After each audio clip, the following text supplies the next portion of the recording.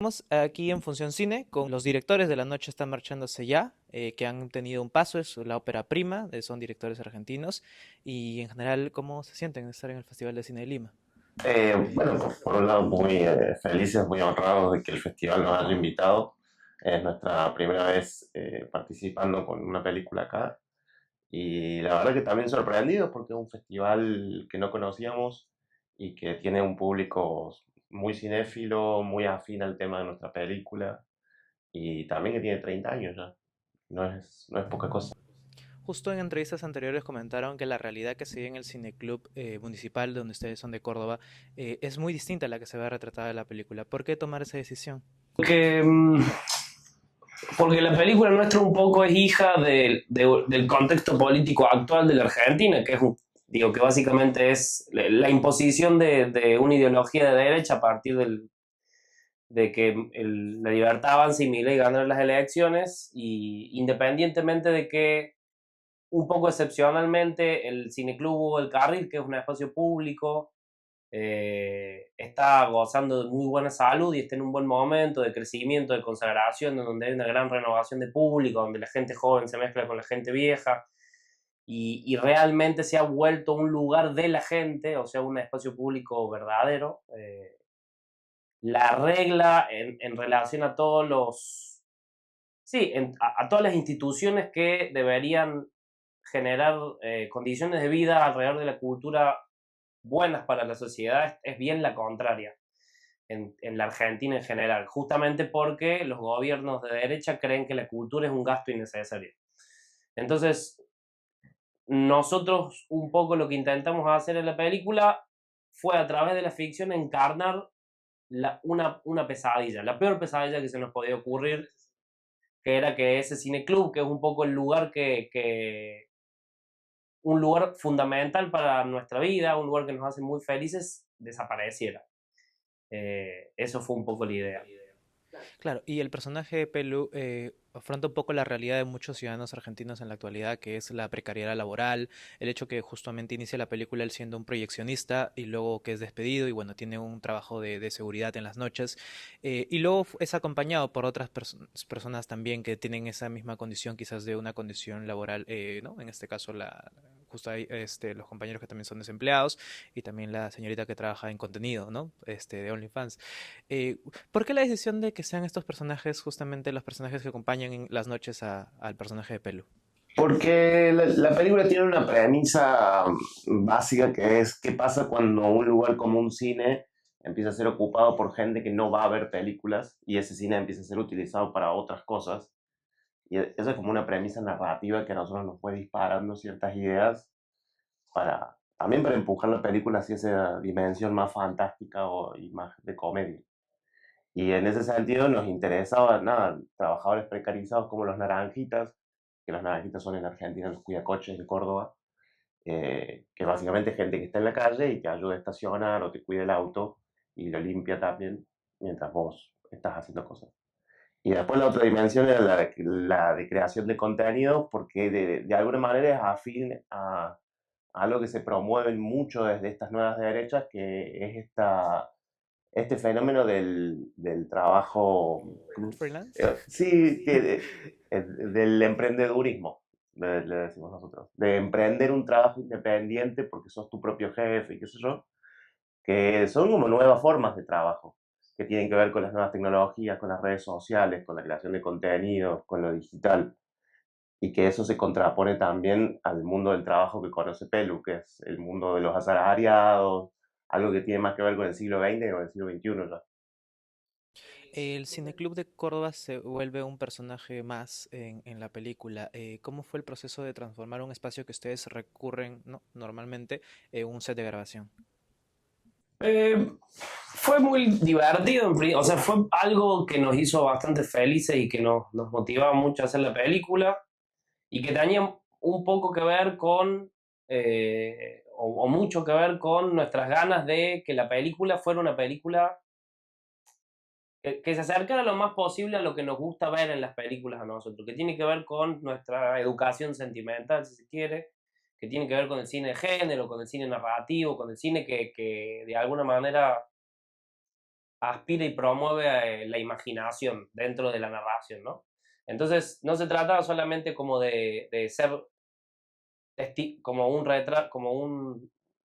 una representación testimonial de un lugar que existe y que en sí mismo, bueno, como decimos, para nosotros es maravilloso, sino contagiar ese enamoramiento desde como la transformación de ese espacio a través de un filtro que es esta ficción. Entonces, ¿de qué manera se puede concretar ese deseo? Bueno, creando túneles subsecretos que no existen a través de la sobreimpresión de planos, eh, generando una conexión de el cineclub con el río que está a 4 o 5 cuadras a través de túneles subterráneos, como usando la fantasía para multiplicar el espacio y darle materialidad a esa multiplicación a través de los recursos del cine, que son muy elementales, que son muy sencillos, que vienen desde el cine mudo y que a nosotros nos permitían un poco como, sí, darle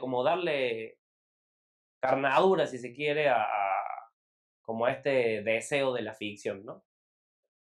Justo el personaje Pelu, ustedes también ya habían trabajado con él en un anterior cortometraje.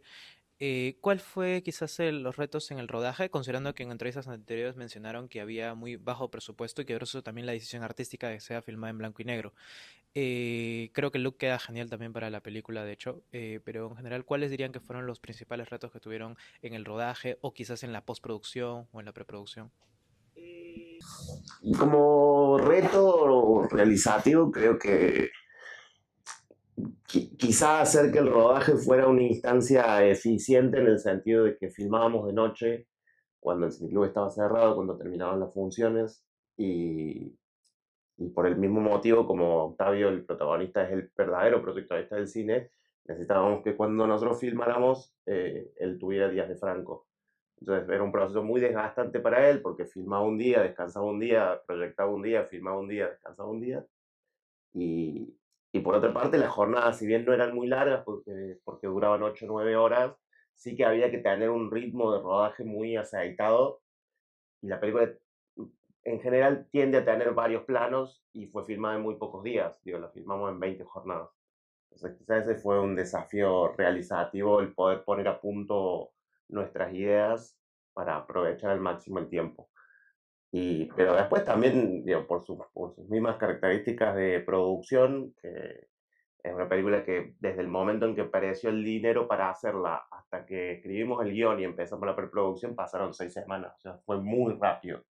Y eso es un proceso virtuoso porque te permite conectar con la contingencia de lo que está pasando. Digo, en ese momento realmente el no poder pagar el alquiler, esta crisis laboral donde de golpe un día te echan y ya no sabes si vas a poder seguir viviendo en el mismo lugar, empezaba a tocar de cerca a mucha gente amiga y también a nosotros mismos, porque digo, como somos trabajadores del cine y Milei decidió acabar con el cine argentino, evidentemente hubo una consecuencia de eso en nuestras vidas.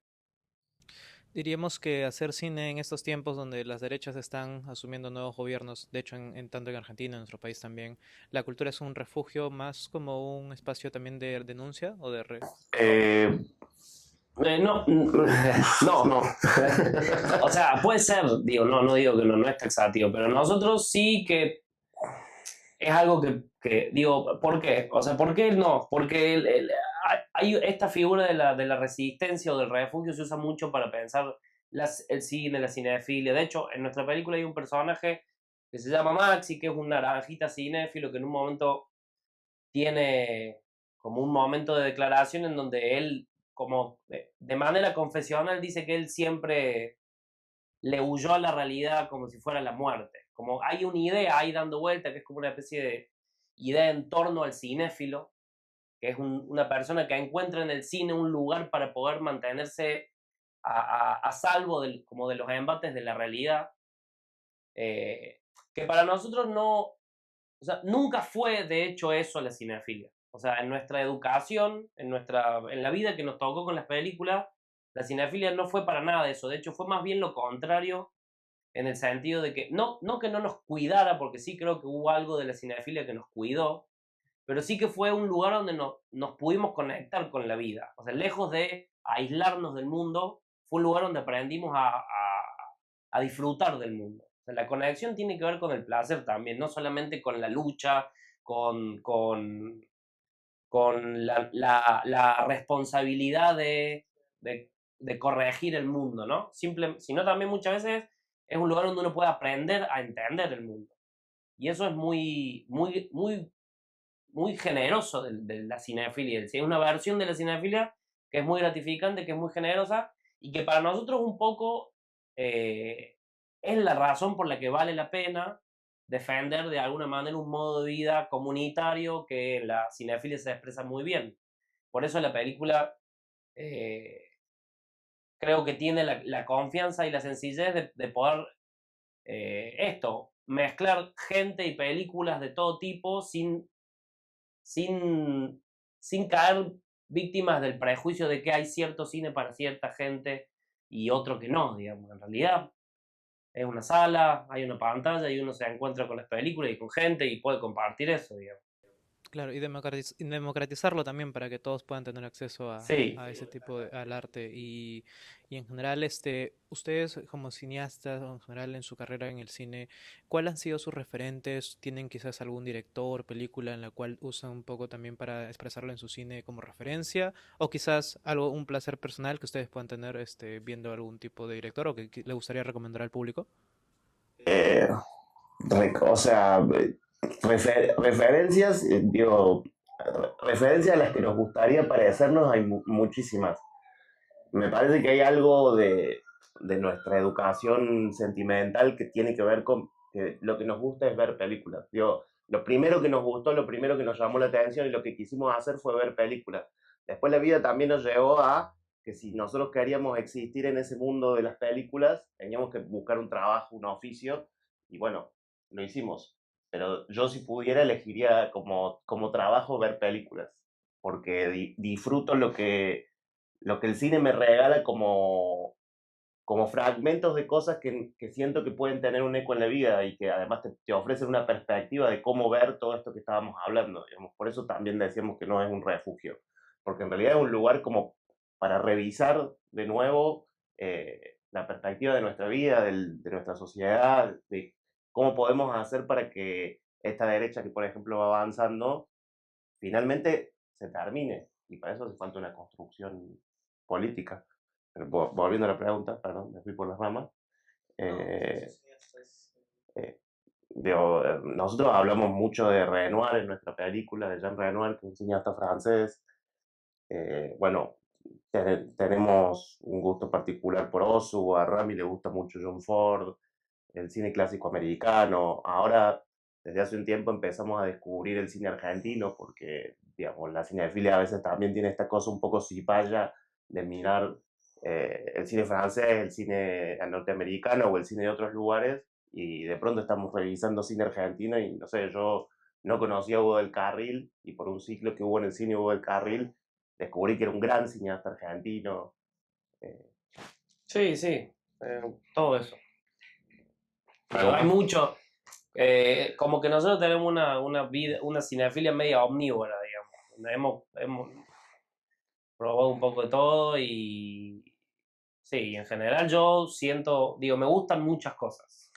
Pero, digo, tratando de profundizar por otro lado la pregunta, creo que es interesante que siendo de un país como Perú, que tiene un cine muy rico, no sé, se vuelquen a buscar en su cine sus referentes, porque seguramente que los hay. Digo, yo no conozco mucho del cine peruano, pero de golpe sé quién es Armando Robles Godoy.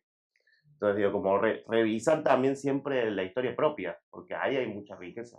Tengo una duda que me surgió porque justo, bueno, mi padre escuchó mucho la música de José Luis Perales y está la canción de que da también parte de la letra, el título de la película La noche está marchándose ya, ¿qué pasará mañana? Me parece que es la canción. ¿A quién de los dos le gusta quizás? He visto que también hay una reversión también con música popular argentina. Y claro, lo que pasa es que en Córdoba hay un ritmo muy popular que se llama cuarteto, que es un ritmo bailable, y el cuarteto tiene la particularidad, sobre todo durante los 80 y los 90, reversionaba muchas canciones españolas de los 70 y de fines de los 70, porque era una forma también de rellenar los discos cuando componían menos canciones de las que hacen falta para completar un disco completo. valga la redundancia. Y hay una banda que se llama Los Chicos Orly de cuarteto que hace una versión de esta canción de Perales y nosotros la conocíamos por esa banda. De hecho, ni me acordaba yo que era de Perales. Y cuando escribimos la escena donde aparece esa canción por primera vez en nuestra película, y teníamos que decidir que nosotros es una escena donde hay un fogón y los naranjitas finalmente ocupan el cine, y era como la consecución de la amistad y la comunidad, y, y había que tocar una canción. Y esta canción tenía la particularidad de que nos gustaba, le gustaba el sonidista, que es el que interpreta la guitarra en la película, y además era fácil de tocar. Entonces decidimos avanzar por ese lado. Y después en el montaje apareció la posibilidad de usar la canción original con la voz de Perales en el momento en que Pelu se vuelve naranjita y jugar también con esto del original, el cover, que es algo que también digo, es inherente a la película. Digo, nosotros hacemos pequeños covers de planos y de imágenes de otras películas. Sí. Bueno, muchas gracias a los dos por haber estado en esta entrevista. Esperamos que en este caso el público pueda asistir al Festival de Cine de Lima para poder ver la película. Es una excelente recomendación. Y bueno, no se pierdan La Noche está marchándose ya. Es una ópera prima, es un cine que necesitamos ver todos. Y bueno, muchas gracias nuevamente por la entrevista.